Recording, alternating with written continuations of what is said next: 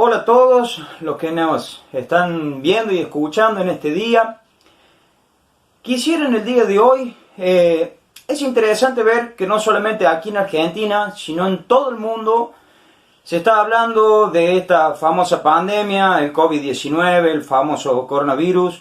Y esto ha llegado al punto tal de causar en la gente, tanto cristiana como la gente que no es cristiana, tanto como aquellos que son devotos a Dios como los que no, ha llegado toda esta pandemia a causar una cierta preocupación. Una preocupación física, una preocupación de salud, una preocupación económica. Ha generado un cierto malestar en la gran mayoría de las personas. Ahora, como cristiano, como creyente, debo saber y debo aprender, aunque el mundo se caiga en pedazos, debo aprender a confiar en Dios. ¿Qué palabra puedo tener hoy en día de parte de Dios que me pueda ser de bendición y de aliento? Porque uno prende la radio, prende el tele y va a ver constantemente malas noticias, y si son buenas son pocas, pero mucha preocupación, mucha incertidumbre. Hay gente que no sabe realmente qué es lo que va a suceder con todo esto. Pero como cristiano debo aprender a descansar en el Señor. Ahora, como cristiano no estoy ajeno a todo esto que está pasando. ¿Qué quiero decir con esto? Que puedo llegar a ser a uno o una de las personas que contraiga tal enfermedad. Ahora, quiero compartir con ustedes un pasaje que está en el Salmo capítulo 34. Salmo capítulo 34, versículo 19. Quiero que prestemos atención por un momento a lo que dice el Señor aquí. Él dice: muchas son las aflicciones del justo, pero de todas ellas le librará Jehová. Ahora, si tomo este versículo al arrebato, así a la rápida, puedo llegar a la conclusión de decir: qué bueno, mira, Dios me va a librar de todo, o sea, a mí no me va a tocar. Puedo andar tranquilamente, descuidadamente, sin barbijo, sin lavarme las manos, que es lo que recomiendan todos hoy en día para poder cuidarse. Pero no es así, no es a lo que apunta. Y ya vamos a ver algunos pasajes en cuanto a eso. Fíjate lo que dice: muchas son las aflicciones del justo. La palabra muchas ahí quiere decir abundante en cantidad, en tamaño, en número y en calidad. ¿Qué quiere decir? Que las aflicciones, que los tiempos difíciles, porque ahí la palabra aflicciones quiere decir malo, fastidioso, molesto, dañino, desgracia, mal humor, triste. Todo este tipo de cosas puede llegar a un justo, sí, en todos los tipos y formas y en cualquier momento. El cristiano no está ajeno a que pueda pasar por un momento de desgracia o un momento desagradable. Pero dice la Escritura: muchas son las aflicciones del justo. Pero, ¿qué dice? Pero de todas ellas le librará Jehová. De todas ellas le librará Dios. La palabra ahí librar quiere decir ser salvo, rescatado. Deshacerse de, ¿qué quiere decir? Que Dios habrá de deshacerse de todo momento o circunstancia triste o adversa por la cual el cristiano pueda llegar a pasar. Oh sí, Dios ha de rescatarte. Quiero compartirte otro pasaje. Apocalipsis capítulo 21, si mal no recuerdo. Apocalipsis capítulo 21. Dice la Escritura aquí, Apocalipsis capítulo 21, del versículo 1 en adelante. Dice: vi un cielo nuevo y una tierra nueva. Aquí el apóstol Juan tiene una visión, Dios le revela ciertas cosas y él dice: vi un cielo nuevo y una tierra nueva, porque el primer cielo y la primera tierra pasaron y el mar ya no existía más. Y yo, Juan, vi la santa ciudad, la nueva Jerusalén, descender del cielo de Dios, dispuesta como una esposa ataviada para su marido. Y oí una gran voz del cielo que decía: he aquí el tabernáculo de Dios con los hombres, y Él morará con ellos, y ellos serán su pueblo, y Dios mismo estará con ellos como su Dios. Y dice versículo 4, presta atención: enjugará Dios toda lágrima de los ojos de ellos, y ya no habrá muerte, ni habrá más llanto, ni clamor, ni dolor, porque las primeras cosas pasaron. El cristiano tiene una promesa absoluta y firme en la palabra del Señor. ¿Qué cuál es? Que llegará aquel día en el cual estemos con Él en la eternidad y Dios enjugará toda lágrima. Ya no habrá más llanto, ya no habrá más dolor. Leímos en el Salmo, capítulo 34, versículo 19. Acabamos de leer: muchas son las aflicciones del justo. Oh sí, van a venir de diferente color, tipo y tamaño. Vamos a pasar por momentos de tristeza, sí. Vamos a pasar por momentos de adversidad, sí. Y quizás vos que me ves o me escuchas en este momento diga: oh, pero mira, yo escuché a alguien la otra vez que dijo que si buscas a Dios todo te va a ir bien. Bueno, vengo a decirte totalmente lo contrario.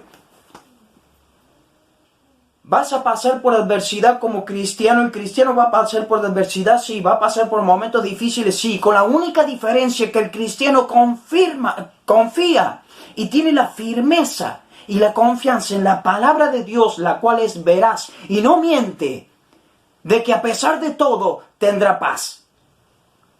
Leímos recién que va a llegar el momento en el cual aquellos que hemos creído en Cristo como nuestro Salvador pasaremos la eternidad con Dios en un lugar donde la adversidad, la tristeza ya no estará presente, ya no habrá desgracias. Y dice la Escritura en el Salmo capítulo 34, volviendo de nuevo allí: pero de todas ellas le librará Jehová. Oh sí, Dios te va a rescatar de todo tipo de aflicción y dolor. Allí en la eternidad ya no tendrás por qué pasar por esto. Pero bien dice la Escritura que quienes no confían en Cristo como su único y suficiente Salvador pasarán la eternidad en el infierno, donde allí el gusano no muere y el fuego nunca se apaga, dice la Escritura. Un lugar de tormento eterno.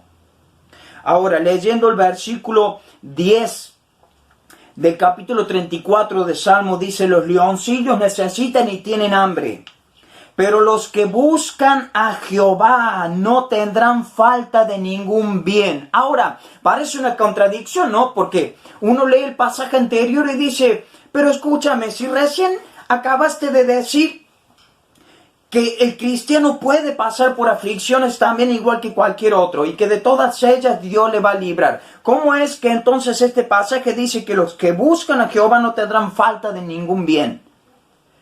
Fíjate, dice los que buscan.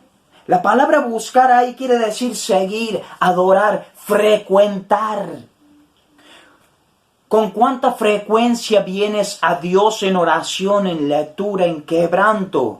Humillando a ti, buscando su presencia en forma constante. ¿Cuánto tiempo le inviertes a tu comunión con Dios? La Escritura dice que una persona de estas características que busca a Dios en oración, en lectura, en consagración, dice: los que buscan a Jehová no tendrán falta, carencia de ningún bien. La palabra ningún bien dice todo lo que es bueno y favorable. Para quienes tenemos una perspectiva espiritual desde el punto de vista eterno, cristiano, y como Dios ve las cosas, aún las aflicciones pueden jugar a nuestro favor. Es interesante porque el Señor Jesús en un momento le dice a Pedro: ¿sabes qué, Pedro? Satanás ha pedido para zarandearte, pero yo he rogado que tu fe no falte. Va a llegar un momento en el cual el enemigo nos va a zarandear, así como lo hizo con la vida de Job. Si hacemos memoria de la vida de Job, Job pasó por adversidades. Oh sí, de todas ellas le libró Dios. Ahora es interesante, yo he trabajado como albañil. Cuando un albañil o cualquier otra persona que usa una zaranda, el objetivo de usar la zaranda es separar lo que sirve de lo que no sirve.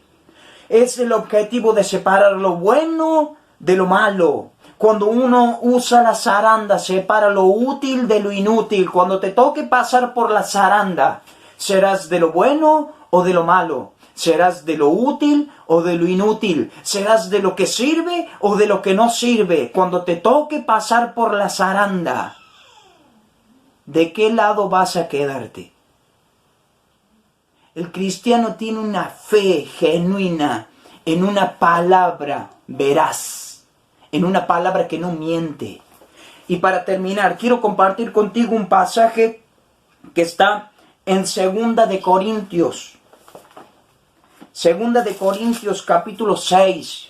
Y quiero que aprendamos del apóstol Pablo a tener una perspectiva bíblica y cristocéntrica, que veamos las cosas desde el punto de vista de Dios.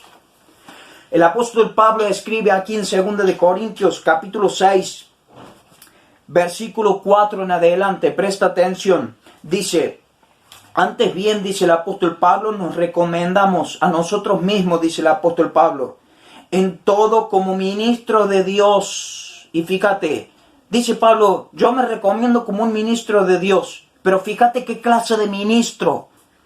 Dice, como ministro de Dios, en mucha paciencia,